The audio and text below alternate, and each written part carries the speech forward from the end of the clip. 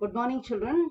Now, here in this lesson, that's earthquake in Assam, there are some textual questions that we'll be answering today.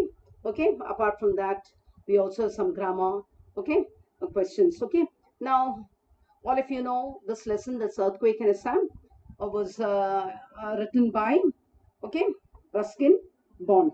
Okay, now he is describing the earthquake that had taken place in Assam and Bengal on 12th June 1897. Now, this had taken place when during Ruskin Bond's grandfather's time. Okay, and here our writer Ruskin Bond is giving a very vivid description of the earthquake that had taken place then. Okay, now let's come to certain some questions that you'll come across in this lesson. Okay, now this is the writer Ruskin Bond. Okay, now here, now first we'll do reference to context. Okay, here a sentence may be given to you and there might be certain questions, okay, based on that sentence. Okay, now look at this first one here. The crows all took wing, wheeling wildly overhead and cawing loudly.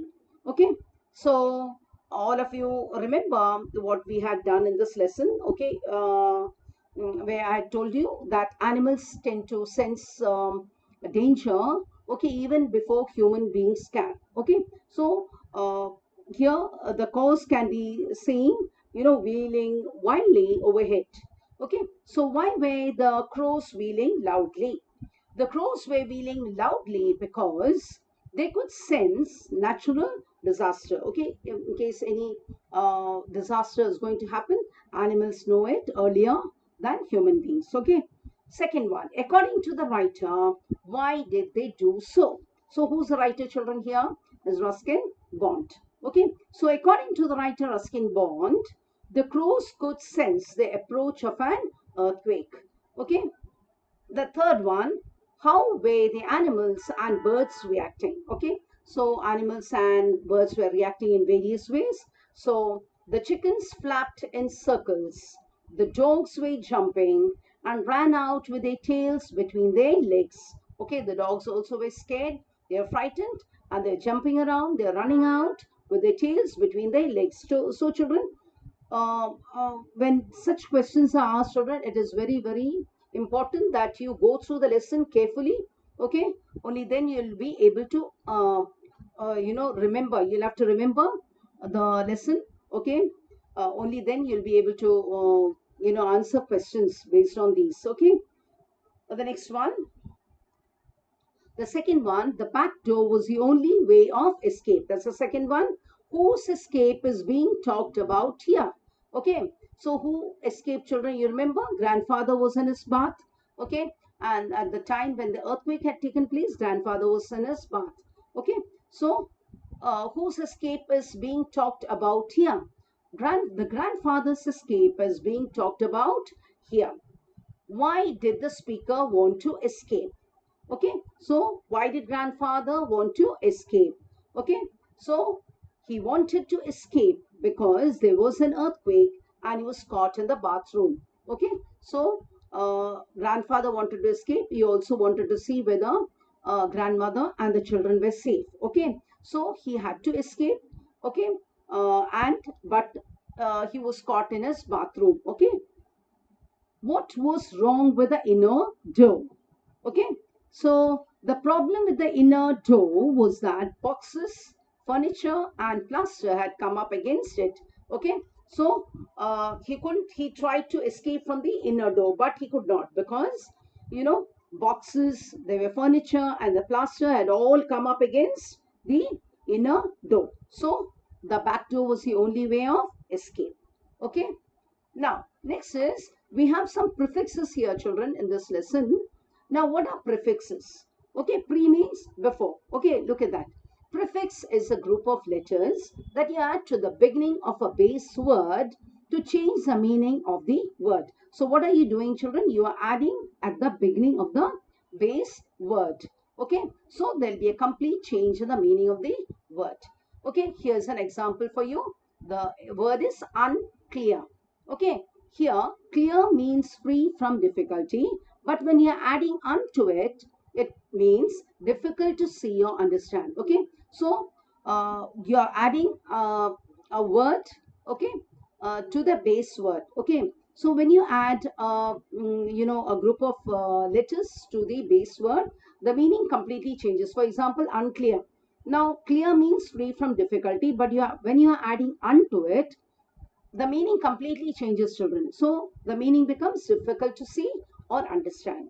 Okay, so look at this. Using these prefixes, these prefixes uh, create words. Okay, now you can create words using these prefixes. Okay, now even if children you are asked to now I've given you only one word here.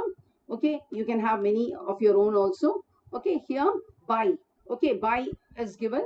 You can have bilingual. Okay, bilateral. Okay, etc. Then over. Okay, over, you are adding ambitious to it. Over ambitious. Okay, ill. Okay, illegal. Okay, then next is IR. Okay, IR, you can have irregular, replaceable. Okay, so all these words can be used. The next is post. Okay, then you have post operative. Okay, so you can create new words with the prefixes. Okay, given here, I've given you only 5 examples here. Okay, now next one is suffix. A suffix is an addition at the end of a word. Okay, so what is a suffix, children? Prefixes before, suffixes at the end of a word. It changes the form and meaning of the word. Of course, here also the form as well as the meaning changes. Suffixes are mainly used to make nouns, adjectives, and adverbs. Okay, so suffixes are used for making nouns, adjectives, and adverbs. Change these words by adding suitable suffixes. Okay, so suffixes you can form, with these words. For example, manage. Okay, you have manageable. Okay, management. Okay, then pay. You have pays, payment. Okay, then inform, you have information. Okay, so again you have made a noun over there, information, noun. Okay, payment, again you have formed a new word, that is a noun again. Okay, then king. King, you can add dumb, so kingdom, that again forms a noun. Then edit. Okay, you have edition. Okay, or you can have editor. Then again for kingdom, you can have kingship. Okay, all right, so you can add words to the end. Okay, to form various nouns, adjectives, and adverbs. Okay, now in this lesson you also come across clauses. Okay, now we have already done 2 types of clauses here. Okay, one is the independent clause. The independent clause is also called the main clause or the principal clause, children. So don't get confused, children. So independent clause is also called a main clause and or a principal clause. And the dependent clause is also called the subordinate clause. Okay, a clause that expresses a complete thought can stand alone as a sentence is called an independent clause. Okay, that is independent or main clause. So if the clause expresses a complete thought and it can stand on its own, okay, as a sentence, we call it as an independent clause or a main clause. Then what is a dependent or subordinate clause? A clause that cannot stand on its own and depends on another clause to complete its meaning is called a dependent clause. So dependent itself suggests it as depending on the main clause. So the dependent clause cannot stand on its own and it depends upon the main clause to complete its meaning. Okay, now here I've given you examples. Okay, what you are going to do is here you are going to pick out the independent and the dependent clauses, or In other words, the main clause and the subordinate clause, children. Okay. The first example for you, he asked me what I knew. Okay. Very, very easy, children. What is the independent clause? He asked me. Okay. Then dependent clause. Okay. The dependent clause depends on the main clause for its meaning. So dependent clause, what is it here? It is what I knew. Second one, Beena works well when she is on her own. Okay. So what's the independent clause here? Independent clause is Beena works well. Okay.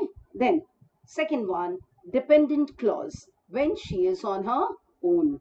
Okay. See, he was happy as he had done very well in his exams. So independent clause, children, it is he was happy. Dependent clause, as he had done very well in his exams. Okay, children.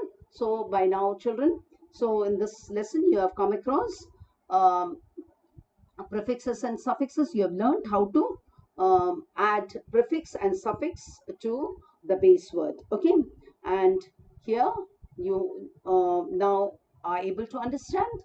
I think you would have understood by now what an independent and dependent clause is. Okay, children. So go through this. Okay.